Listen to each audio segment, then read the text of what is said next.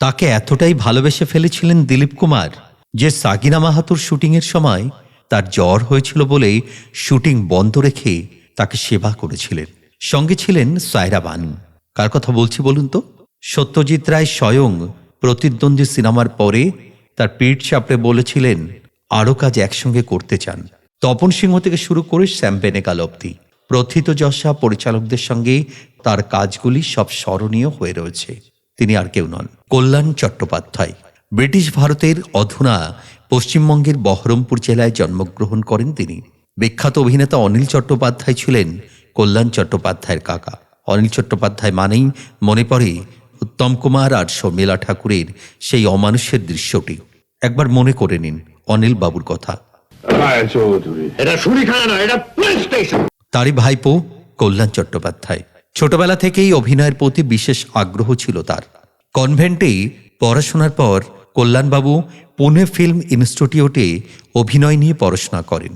1968 খ্রিস্টাব্দে মুক্তিপ্রাপ্ত তপন সিনহার আপনজন ছবিতে অভিনয়ের মাধ্যমে চলচ্চিত্র জগতে আসেন কল্যাণবাবু।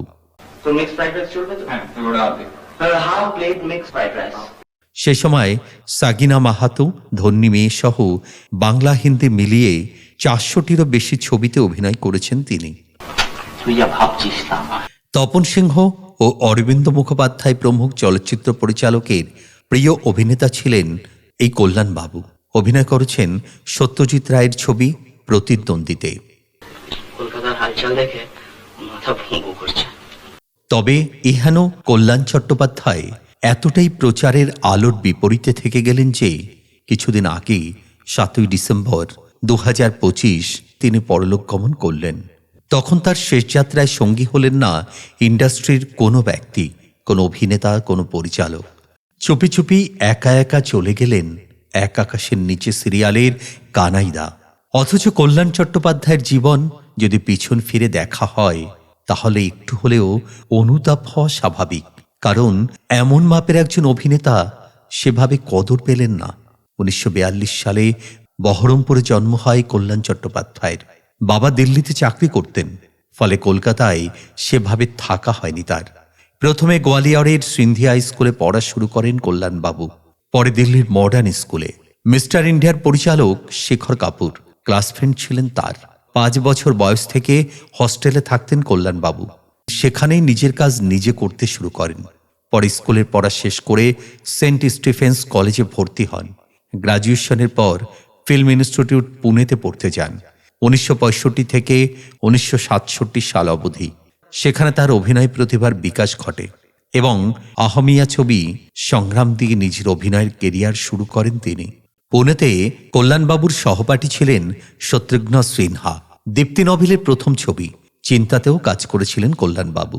তারপর 1968 সালে আপনজন দিয়ে ডেবিউ করার পর তাকে সাময়িকভাবে আর পিছন ফিরে তাকাতে হয়নি। ধন্যী মেয়ে, প্রতিদ্বন্দ্বী, সাফেদ হাতি, সাগিনা মাহাতোর মাধ্যমে দেশের স্বনামধন্য পরিচালকদের সঙ্গে কাজ করে ফেলেন তিনি। কেন কি আবার এখানে কারণ ছাড়াই মানুষ খুন হয়।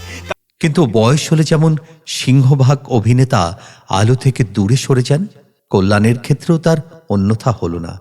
নিউমোনিয়া এবং টাইফয়েডে আক্রান্ত হয়ে চলে গেলেন তিনি। রেখে গেলেন 400টিরও বেশি ছবি এবং একটি বার্তা, দেহপট শনে নট সকলেই হারায়।